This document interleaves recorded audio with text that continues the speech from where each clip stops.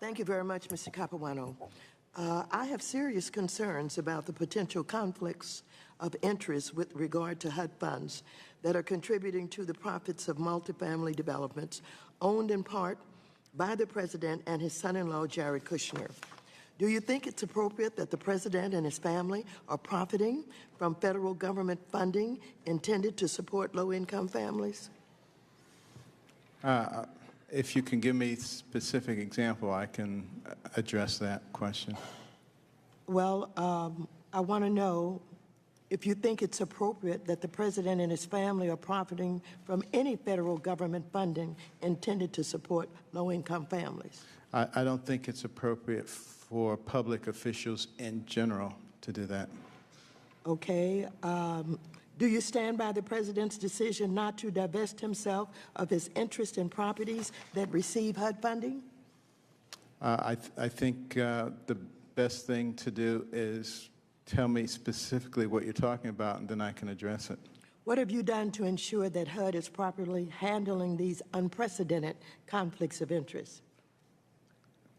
Again, if you can tell me what the specific thing is, I can address it.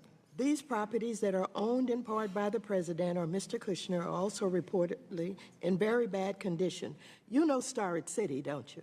Yes, I know of it. For example, which is part owned by the President. You know that, don't you? I do know that he has and a you know it small has received part increasingly declining HUD inspection scores. You know that too, don't you? Do I know what now? That it has increasingly declining HUD inspection scores. I know that there are problems there, yes. But specifically, do you know that Starrett is a problem, that they have received increasingly declining HUD inspection scores? Do you know that? I know what is necessary to know as the Secretary of HUD regarding that. Do I know all the numbers about Starrett? No, I don't want you to know all the numbers. All I want you to know is about Starrett. Starrett, everybody kind of knows a lot about Starrett, and it's partially owned by the President. You are the HUD Secretary, and you're in a conflict of interest situation. And I just want to make sure you understand what you are overseeing. Do you know that they have declining HUD inspection scores? I know that they've been having difficulty. Okay, so you know that they have not passed inspection. What are you doing to ensure that these HUD residents are not suffering as a result of poor management and lack of investment by its profit-motivated owners? Well, of course, we oversee the PHAs that are involved with that and work with them, as we do with the ones all around the country. We've learned that the owners of Starrett City, the biggest project-based Section 8 contract in the country, of which Trump is part owner, are planning to sell the property. This sale is already rife with controversy as infighting between the ownership is playing out in public. To date, we have no knowledge of how HUD approves the transfer of Section 8 contracts when a property is not FHA insured or HUD held as Starrett City is, because HUD has not published its process. HUD has the ability here to insist upon things like robust tenant protections and longer affordability requirements, but the process is frankly unknown. Have you gotten involved with this? It's a big issue. We have a very well-formulated group that deals with these kinds of issues. And they will deal with this one in the same way that they deal with all such issues. There won't be anything that's done differently here than has been done. They have not kept you appraised of what they're doing? Excuse me? Are you satisfied with the progress that they're making? They will handle this as they have handled all things. So you don't know. They have not kept you appraised. You don't know whether or not the process is working. So I would like a full accounting of the process that your department is planning to employ, including all decision points and who will make them should this process move forward. And so I want you to commit to that because, again, this is a big project that's owned partially by the President of the United States, and I want to know how this sale is going to work, what kind of protections these tenants are going to have, and you should keep yourself appraised of it because I'm going to want to know, as others will want to know, how it is progressing. We'll be happy to work with you and your staff to disseminate that information. Time of the gentlelady has expired. I appreciate having the time. I'm sitting here and I'm listening to how much you care about the most vulnerable in our society and how you want to help people become independent and out of poverty, and yet your budget and what you are advocating for and what you're advocating against does not really define your representation that you care about these vulnerable people. You're cutting public housing by $2 billion, housing choice vouchers by $800 million, project-based rental assistance by $65 million. You have members on the opposite side of the aisle talking about programs that are funded by the Community Development Block Grant. They don't even know that you've completely eliminated that. The Home Investment Partnership Program, we talk about the national housing crisis that we have, and the National Housing Trust Fund is completely eliminated, and the Choice Neighborhoods Initiative eliminated. And, you know, Section 811 housing for persons with disabilities, cut by $121 million.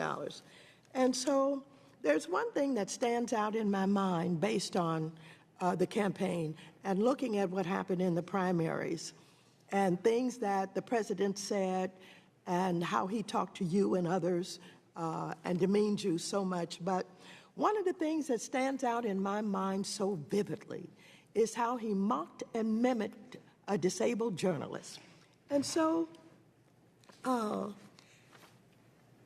you have, let's say, he has openly mocked disabled people, and HUD's most recent budget proposal, which you supported and defended, proposes a steep 18% cut for Section 811 program, which is focused on serving low-income persons with disabilities, as well as harmful rent increases on Section 811 residents.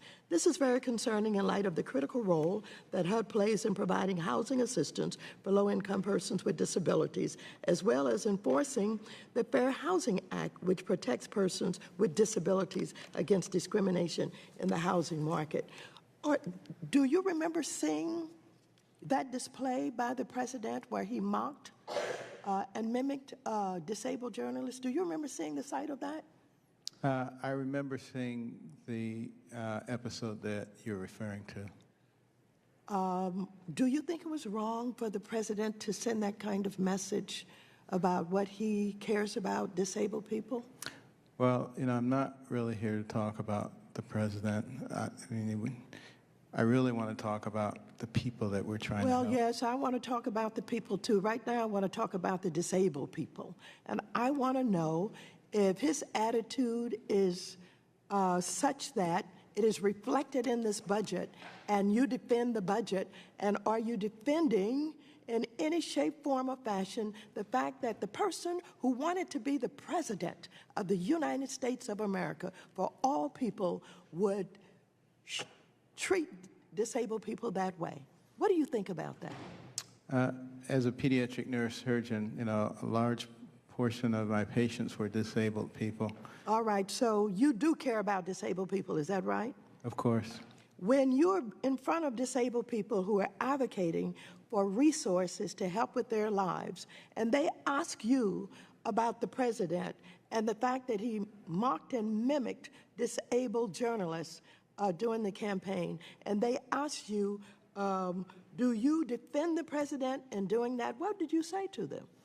I would say that I'm going to use the resources and the talents that we have to look out for the interest of the disabled people.